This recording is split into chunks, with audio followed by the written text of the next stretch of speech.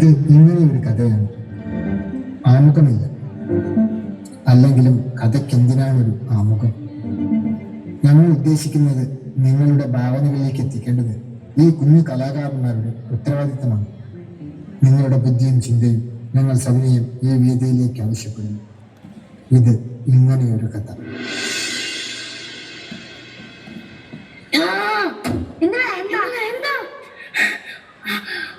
കണ്ടു, നീ ശരിക്കും കണ്ടോ? നീ ഇത് പണിയാ കാണിച്ചേ. ഇനിയിപ്പോ എന്താ ചെയ്യുക? അതായാലും വരുന്നുണ്ട്, ഓടിക്കോ.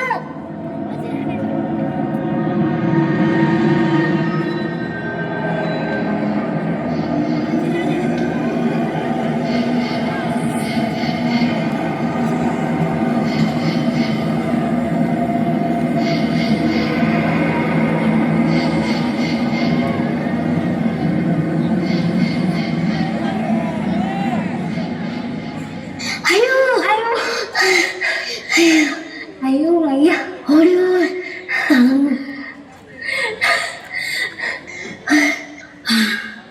അയാളെപ്പോ പെറുകില്ലെന്ന് തോന്നുന്നു. നമുക്ക് ഇവിടെ വിളിച്ചിരിക്കാം.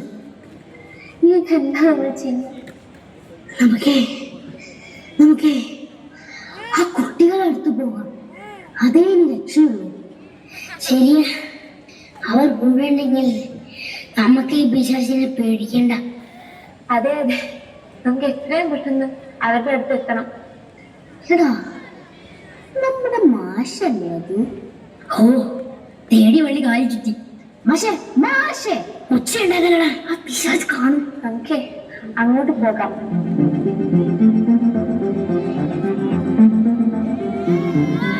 നമസ്കാരം മാഷേ. അല്ല, എന്താണ് മാഷേ തിരയണത്? അക്ഷരങ്ങൾ വല്ലതും കാണാതെ പോയോ? അക്ഷരങ്ങള് അങ്ങനെയൊന്നും കാണാതെ പോവില്ല പോലെ. എന്നാ പിന്നെ ആ വള്ളി മുളത്തൊക്കെ സഞ്ചിയിൽ കുടുങ്ങി കാണും.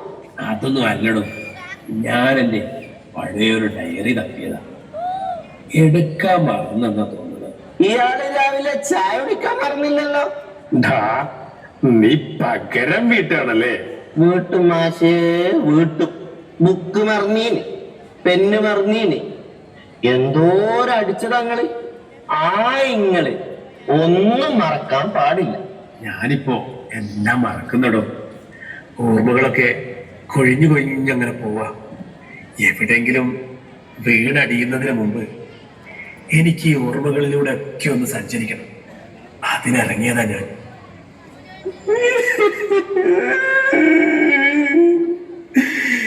കരയിപ്പിക്കല്ലേ മാഷേ, കരയിപ്പിക്കല്ലേ. അല്ല മാഷേ, ഞാൻ അങ്ങനെ ആലോചിക്കണേ, ആ ബിരിയാണി ചെമ്മിന്റെ പുടുത്തം പോലത്തല്ലേ ആ അക്ഷരൊക്കെ ഞങ്ങൾ എന്തിനാണ് നിങ്ങൾ പഠിപ്പിച്ചത്? നിന്നെ ഞാൻ തല്ലല്ലേ മാഷേ, തല്ലല്ലേ. മാഷേ മാഷേ, ആ ആരൊക്കെയായത്? നിങ്ങളെന്താ ഇവിടെ?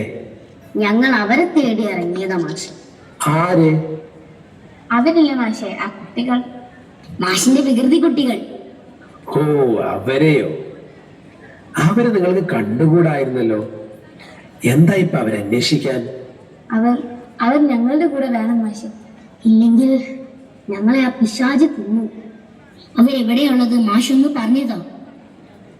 നിങ്ങൾ ഏതായാലും ശരിയായ സമയത്താണ് വന്നത്. ഞാൻ അവരന്വേഷിച്ചിറങ്ങിയതാ. ഇവിടെ കാണേണ്ടതായിരുന്നല്ലോ. എവിടെ ഇപ്പോ? നമുക്ക് ആരോടെങ്കിലും ചോദിച്ചു നോക്കാം മാഷേ. ആരോടപ്പ ചോദിക്ക? നീ ആ പിള്ളേരെ കണ്ടിരുന്നോ? ഏത് പിള്ളേരാ മാഷേ? ഓ, അവരോ? അവര് വല്ല തുമ്പിയെ പിടിക്കാനും പോയി കാണും. പിള്ളേരെ പറ്റിയ സാധനങ്ങളാ. അവരിപ്പോ കുന്നിൻ ചെരുവിൽ തുമ്പിയെ പിടിക്കുന്നുണ്ടാവും. നമുക്ക് അങ്ങോട്ട് പോയി നോക്കാം. നടക്കൂ.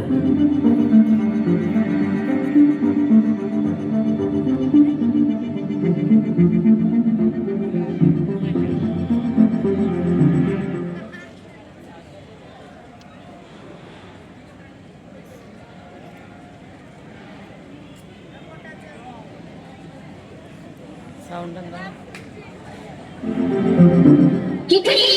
എന്റെ അമ്മോ, ആരാണ് നിങ്ങളൊക്കെ? എന്താ നിങ്ങൾക്ക് വേണ്ടത്? ഞങ്ങൾക്ക് കുട്ടികളെ വേണം. അതിനെനിക്ക് കുട്ടികളായിട്ടില്ല. അയ്യേ, നിന്റെ കുട്ടികളെ അല്ല, നിന്നോടൊപ്പം കളിക്കാൻ വരുന്ന കുട്ടികളെ. എന്നോടൊപ്പം കളിക്കാൻ ഒരു കുട്ടിയും വരാറില്ല. അവരെ വല്ല പാടത്തും പോയി നോക്ക്. ഇതിനാണോ ദുഷ്ടന്മാരെ നിങ്ങൾ എന്റെ ചിറക് പിടിച്ചത്? അയ്യോ, എന്താ ഇവിടെ ഇല്ലേ? ഇല്ല മാഷേ, പാടത്ത് നോക്കാനാ തുമ്പി പറയുന്നത്. ആ ശരിയാ, അവരവിടെ കാണും. പാടത്തിപ്പോ പൊരിഞ്ഞ കളിയാവും. നമുക്കേ അങ്ങോട്ട് പോയി നോക്കാം.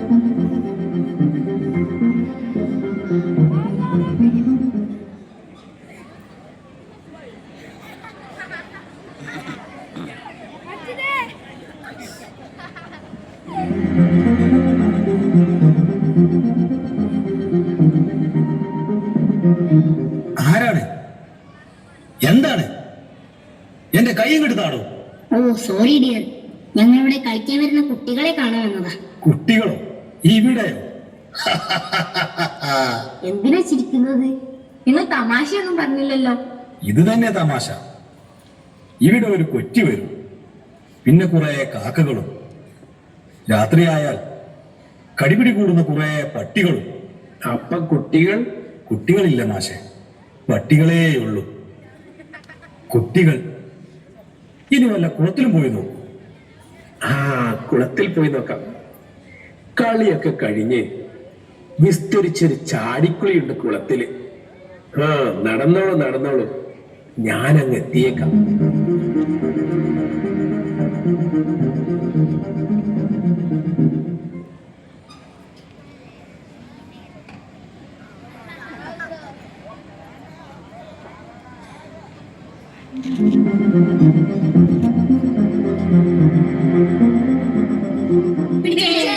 അയ്യോ, എന്നെ പാമ്പ് പിടിച്ചേ. പാമ്പല സുഹൃത്തെ, ഞങ്ങളാ നിന്നെ പിടിച്ചത്. നിങ്ങളൊക്കെ ആരാ? എന്തിനാണ് എന്റെ മേലേക്ക് ചാടിയത്? നിങ്ങൾ ഈ കുളത്തിൽ ചാടാൻ വരുന്ന കുട്ടികളെ കാണാൻ വന്നതാ. കുളത്തിൽ ചാടാൻ വരുന്ന കുട്ടികളോ? അതെ, അവരെവിടെ? കുളി കഴിഞ്ഞു പോയോ? ഇവിടെ ഞാനും എന്റെ കൂട്ടുകാരും ഞങ്ങളെ പിടിക്കാൻ വരുന്ന നീർക്കോലി മൂപ്പിനും മാത്രമേ ചാടാറുള്ളൂ. ഇനിയിപ്പോ നമ്മൾ എവിടെ അന്വേഷിക്കാനാ അവരെ? അമ്മോ, എന്റെ മുതുക് തകർന്നല്ലോ. നമ്മൾ എന്താ ചെയ്യാ മാഷേ? അല്ല, കുട്ടികളെ കണ്ടില്ല മാഷെ? ഇല്ലടോ, നീ പറഞ്ഞിടത്തൊന്നും അവരില്ല. ഓ, ഞാനത് മറന്നു. അവരെ ഇപ്പേ പാടത്തും പറമ്പിലൊന്നും കാണാറില്ല മാഷെ. അവരിപ്പോ ഉള്ളതേ ആ കുനിഷ്ട് പിടിച്ച സ്ഥലത്തിന്റെ പേരെന്താണെന്ന് എനിക്കറിയില്ല. എന്റെ കൂടെ വന്ന ഞാൻ കാണിച്ചു തരാം. എന്നാ നടക്ക്, ഞാൻ പിറകെ വരാം. നടന്നോളൂ.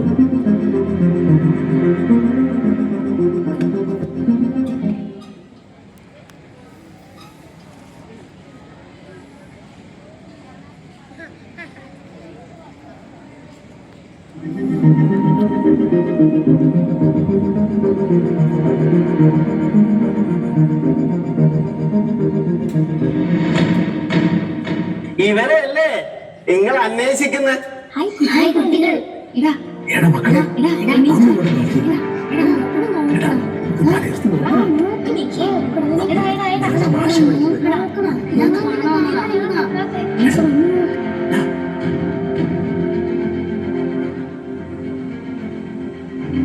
ഞങ്ങൾ വിളിച്ചിട്ട് എന്താ കേൾക്കാത്തത്? ആ, അതിനൊരു വഴിയുണ്ട്. അതെ, ഞാൻ ചെയ്യുന്ന പോലെ അങ്ങോട്ട് ചെയ്താൽ മതി.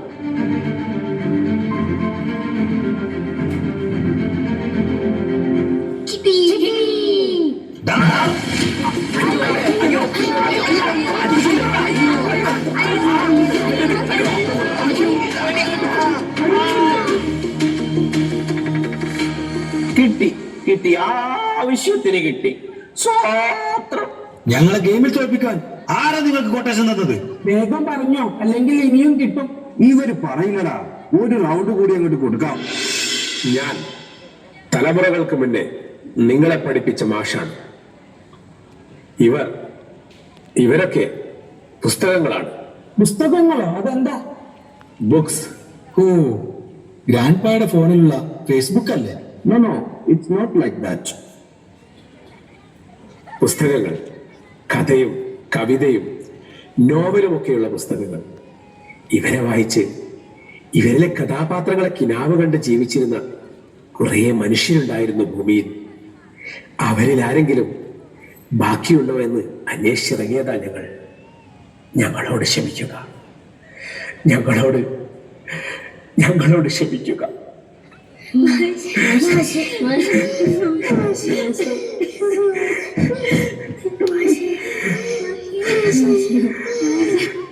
ഇത് നോക്കൂ മാഷെ, ഞങ്ങളുടെ ആളുകളൊക്കെ കീറിക്കളഞ്ഞവർ. ഞങ്ങൾ തിരിച്ചു പോയിക്കോളും മാഷെ. അച്ഛതൽ ഞങ്ങൾ തിന്നോട്ടെ.